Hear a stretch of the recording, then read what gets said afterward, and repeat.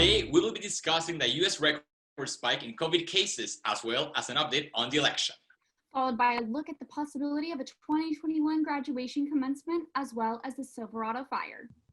And finally, we're committed to bringing you the news, views, and info to go on this episode of the Report Roundtable Discussion. I'm Amanda Mendoza.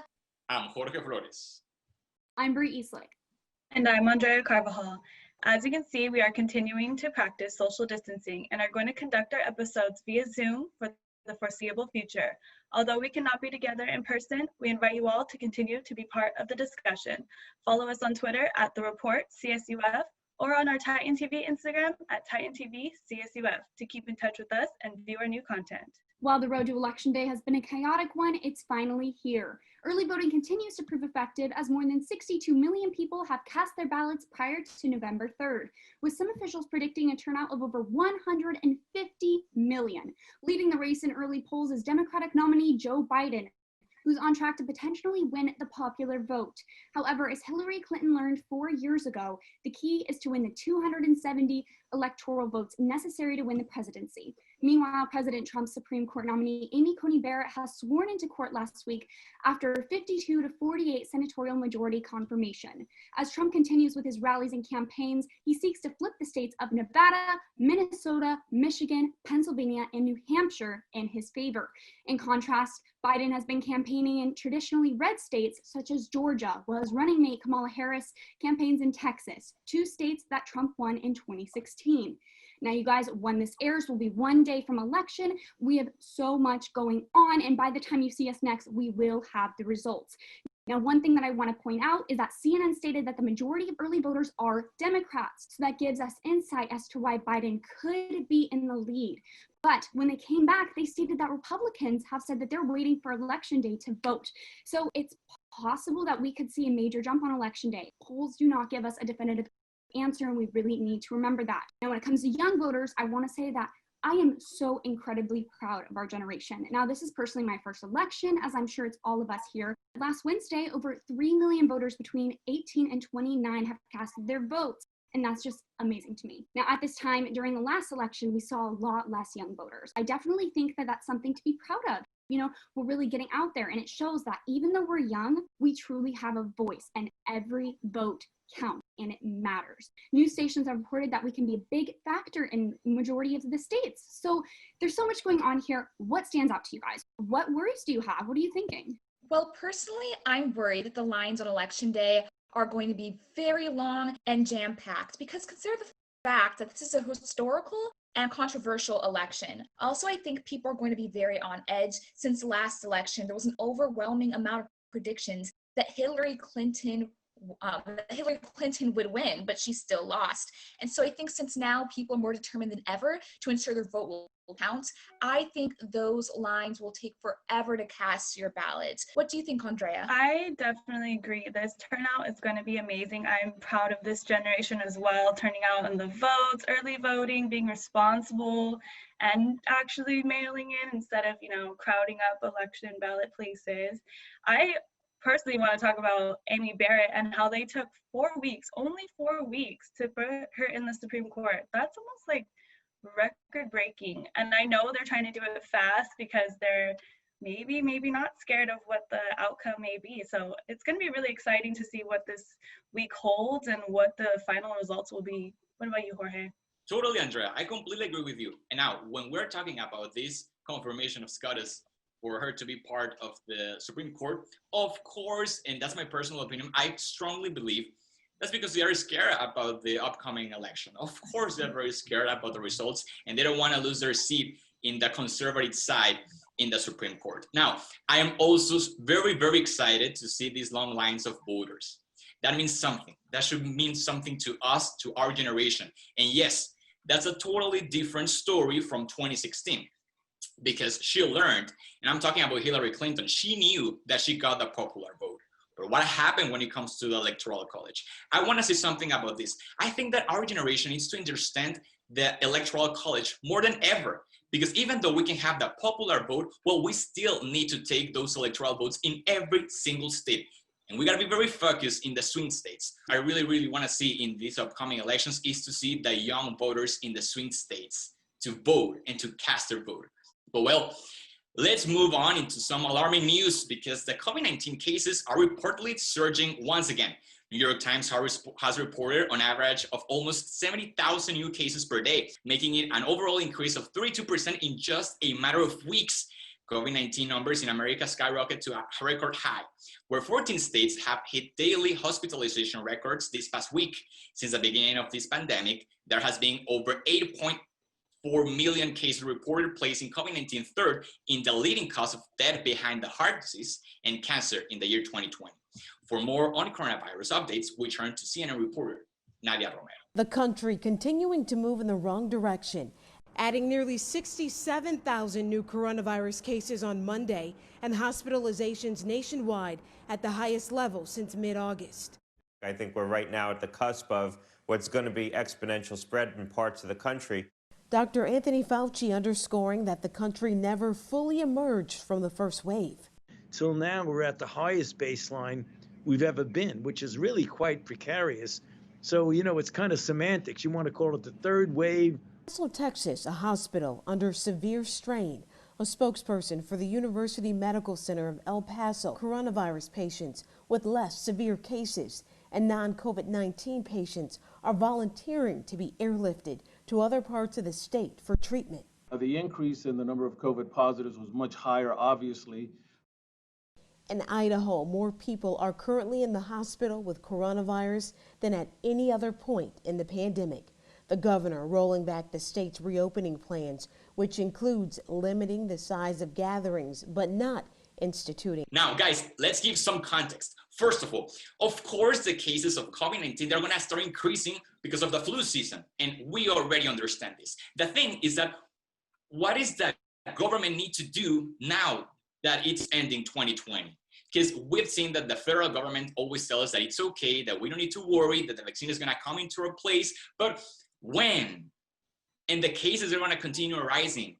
I'm speaking as a student. I'm speaking as a young voter, that I know that these elections they're going to come into, and there's a lot of politics behind the coronavirus pandemic, but we need to understand that our safety is more important than politics. And I understand that the federal government, because it's the Trump administration, they are trying for us to make it feel that it's okay, that there's a solution, but I don't see a solution coming up. So I really encourage, for example, in this case, in our governor, Gavin Newsom from California, that he's making this partnership with other states to find a solution, to find a vaccine. That's what we need to do. So what do you think, Amanda, about the whole situation that we're living right now? Well, what I found interesting is that according to Healthline, the U.S. will, quote, exceed 390,000 deaths by February 1st based on current conditions.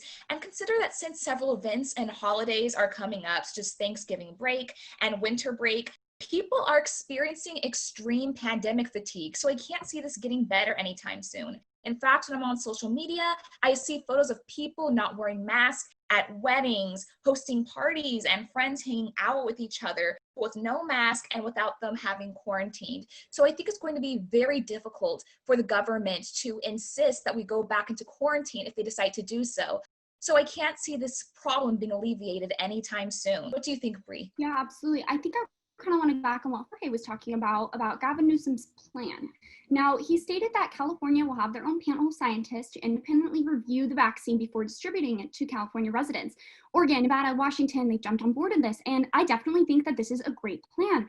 It's not going to hurt us to double check and make sure that it's safe. Now, when I was researching, I found that it typically takes 10 to even 15 years to develop a vaccine. So if the COVID vaccine does come out this next year, it's going to be a significantly shorter time than normal. So double checking it and getting these other states on board is a great idea. And I just hope that when they're double checking it, it won't take a long time because we need to get it out to people. Another thing I want to say is please, please, please get your flu shots. Symptoms of the flu are very similar to that of the coronavirus. So get your shot so you don't confuse the two. Also, if you end up having the flu and you get tested for COVID-19, this takes tests away from people who might truly need them. So please get your flu shot because it's important more than ever. What about you, Andrea?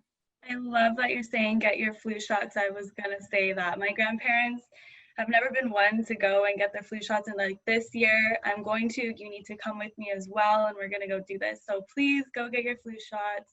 Do not be an anti-vaxxer. And this is still serious. And I know I do occasionally go out to eat, but you have to be smart. Even if you're at home, and I know it gets lonely and your mental health is very important, but it stresses you out, just be smart about it. Like, it's repeated all the time. Wash your hands, sanitize, and wear a mask, please. And moving on to some school news. Last May, CSUF was forced to postpone the 2020 in-person commencement ceremony due to COVID-19, offering a virtual celebration in the interim. Although Orange County is still in the red tier, Greg Sachs, the Vice President for University Advancement, recently told the Daily Titan they are considering in-person options for the 2021 graduation ceremony.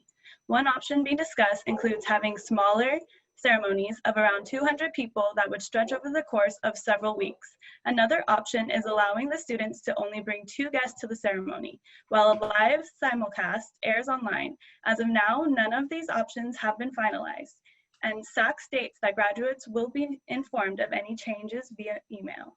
Now, this story kind of hits home because I am in my last semester of undergrad, and next semester my younger sister is going to be in her last semester of undergrad. So we may even be able to walk in a graduation ceremony together, I hope. You know, you want to celebrate your accomplishments and celebrate finishing college. And considering these options they are currently working on, Sachs told the Daily Titan, one problem that would happen with these scenarios is that they would require great financial support to accommodate all 13,000 students, which I completely understand. My question would be, does this also accommodate class of 2020 students? How would they separate these classes or put them together? I guess that they still have months to plan. I just hope that they would figure out some sort of plan, because I feel like such a big accomplishment is graduating. Do you think a graduation ceremony will happen next year? And what should they do to make sure it accommodates everyone? What are your thoughts? Yeah, definitely. I really hope that we do have a graduation. I think that it's important. We spend all these years working towards our degree, and I think that we deserve it. You know, I'm also graduating in the spring, and I just think that after these 4 years of hard work, we need it. And after everything that's going on, you know, it's very important that we do the best that we can in order to make this happen. I don't mind having smaller ceremonies of 200 people. I don't mind making changes to a regular ceremony as long as there is one. We can wear masks. We cannot be sitting close to one another. I'm sure that if money is a problem, we can get donors. CSUF has a lot of donors. So I'm sure that if we really campaign for this, we can get the money we need in order to make it safe for everyone. And a lot of people want this to happen. So, you know, we need to try our hardest to do so. I also hope that they do make it available for 2020 grads. Maybe if anything, we do a smaller ceremony for them, because I'm sure not everyone will be able to attend from 2020, but I'm sure that there are some people that are going to want to take part in this as well. Of course, these are memories for life, guys. So imagine not having a commencement or a ceremony for you, for your generation, and including your family. That's a big step in life.